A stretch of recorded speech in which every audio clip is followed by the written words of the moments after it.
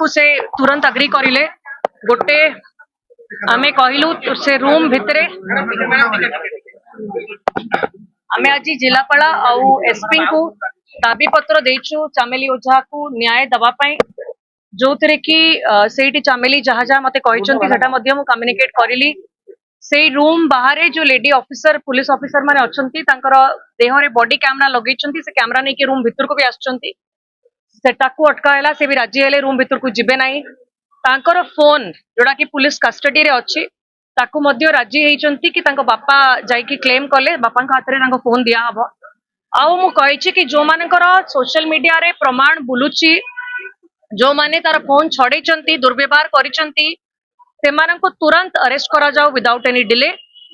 ता संगरे जो वीडियो विरोध रे से जो एलिगेशन आनिचंती आउ जो आईआईसी जो बायस्ड अप्रोच रखिचंती तांको मध्य तुरंत सस्पेंड करा जाओ आउ सेठी फोन छड़ेला बेले को जो माने छिड़ा है कि पुलिस इंस्पेक्टर माने अनै की देखुथिले तमाशा किंतु किछि करू नथिले सेमानंको मध्य सस्पेंड करा जाओ या बादे तार प्रत्येक ग्रीवेंस उपरे तार लेटर उपरे एक्शन निया जाओ ता विरोध रे जो एफआईआर लागिछि 12टा दफा लागिछि 107 इंक्लूडिंग से दफा गुड़ाक से एफआईआर टाको विड्रॉ करा जाओ आउ तार प्रत्येक एलिगेशन उपरे तुरंत एक्शन निया जाओ बोली आमे दाबी पत्र देके आसीचु जोड़ा से मध्य करिसंती एक्शन नेबे आमे भी कहि दैछु कि खूब शीघ्र समय भितरे अर्जेंट एक्शन आज आरंभ करंतु नचेत ये आंदोलन ये विरोध बहुत बड़ रूप नबा और कंट्रोल बाहर हे जबो महिला सम्मान मिलुनी आपण माने देखिले कि को बळी गोटे महिला जे निज गोड़े छिड़ा आइचंती निजे लड़ाई करिकी लोकंकर विश्वास जेतिकी 10,000 लोकंकु रिप्रेजेंट करूची तिगिरी ब्लॉक महाकालपरा ब्लॉक तिगिरी पंचायत रे तो तिगिरी पंचायत रे से झियो लड़ुआ झियो को मानिबा को पड़िबो जो साहस देखी कि प्रथम दिनटू जो जो भाबुतिले कि गोटे लेडी अच्छी दबी जीव डरी जीव इलीगल मद इलीगल बाली माफिया ए सब विरोध रे स्वर उठेबो नाही किंतु स्वर उठेला तांकू चमकेला प्रथम दिनटू ता विरोध रे पूरा सिस्टम लागि गले किंतु प्रत्येक स्टेप रे से हार न मारी की से पूरा लागिला जेमती न्याय मिलू ता लोक माननकू निश्चित रूप से ता विरोध रे जो अन्याय हेची तार फोन छड़े की ता कथा ना सुनी की ता ब्लॉक रे तार पंचायत रे जो डेवलपमेंट काम अटकाई दिया गला 6-7 मास हबो बिल दिया हो नाही डेवलपमेंट हो नाही ताकू मध्य इंक्वायरी करा जाऊ बोली मु दाबी रखी विजिलेंस इंक्वायरी करा जाऊ ता बादे ताकू जो दुर्व्यवहार कले आईआईसी मध्य जो न्याय दे पारले नाही तो निश्चित रूप से सबु जिंस सामना को आसुची कि गोटे महिला जेते बेले आगु को बढ़ुची तार गोड़ टाणीबा पई समस्त आसी जाउचंती एटाको हमें घोर विरोध करूछु गोटे नारी को सम्मान दबार आवश्यकता अछि आ महिला सशक्तिकरण कथा जेते बेले हमें कहूछु आगे जो महिला माने अछंती तांकू सम्मान देके देखांतु तांकू तांकर दाबी पूर्ण करंतु ताकू न्याय दियंतु ताहले प्रकृत रे आपण बाजा बजेबे कि नारी सशक्तिकरण विषय भारती ओझा अच्छा कौन आज आस्तिले विधायक आस्तिले जैसे तो कौन लोगों का इंजरी की से कौन कथा झियंग जगह तो कथा जो कथा ठीक से कहि परनी जा हो से जा टिके सेमती कौन कहला जे बोले मते मु तो न्याय चाहूची आ जति लोकन पई आगु भी जाईची म आज अवस्था भोगुची आ मते केले न्याय दे मोर एति दरकार म आ किछ चाहू अच्छा से पुलिस जो कैमरा लगी थी देहरे से कथा भी कहला पुलिस कैमरा लगे थी हमें कंफर्टेबल हे पनु रूम भीतर कारण हमें मा झियो रहू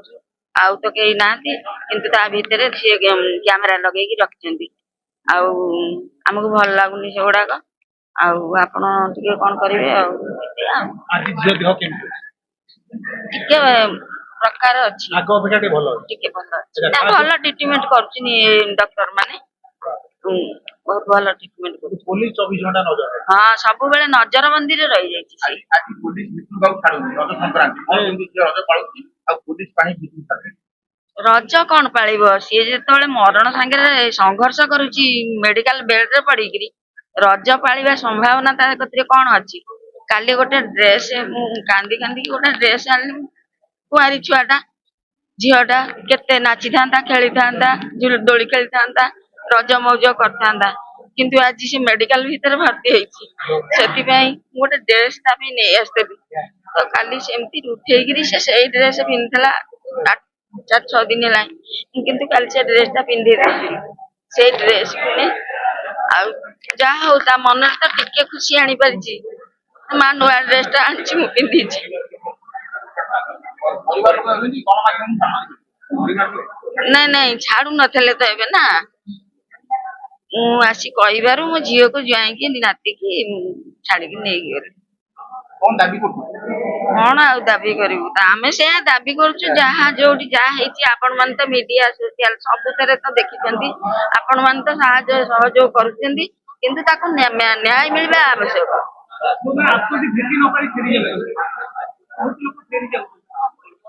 ନାଇଁ ଏମିତି ଅଧିକା ଲୋକ ଫେରିବା ତ କେବେ ହେଇନି କିନ୍ତୁ ଆଜି ସେଟା ବେଶୀ ଲାଗୁ ହେଇଯାଇଛି କାଲି ହେଇଥିଲା ସକାଳେ କିନ୍ତୁ ଆମେ ପ୍ରତିରୋଧ କଲୁ କିନ୍ତୁ ଆମ କଥା ଶୁଣାଗଲାନି ତାପରେ ଆଜି ବି ସକାଳୁ ହେଇଥିଲା କିନ୍ତୁ ଏବେ ମୁଁ ମିଡିଆ ଆଗରେ କହିବାକୁ ଚାହୁଁଛି ମୋର ଯେତିକି ହିତାକାଂକ୍ଷୀ ମୋ ଝିଅକୁ ଦେଖିବାକୁ ଆସୁଛନ୍ତି ତାଙ୍କୁ ଦେଖିବାକୁ ସୁଯୋଗ ଦିଆଯାଉ।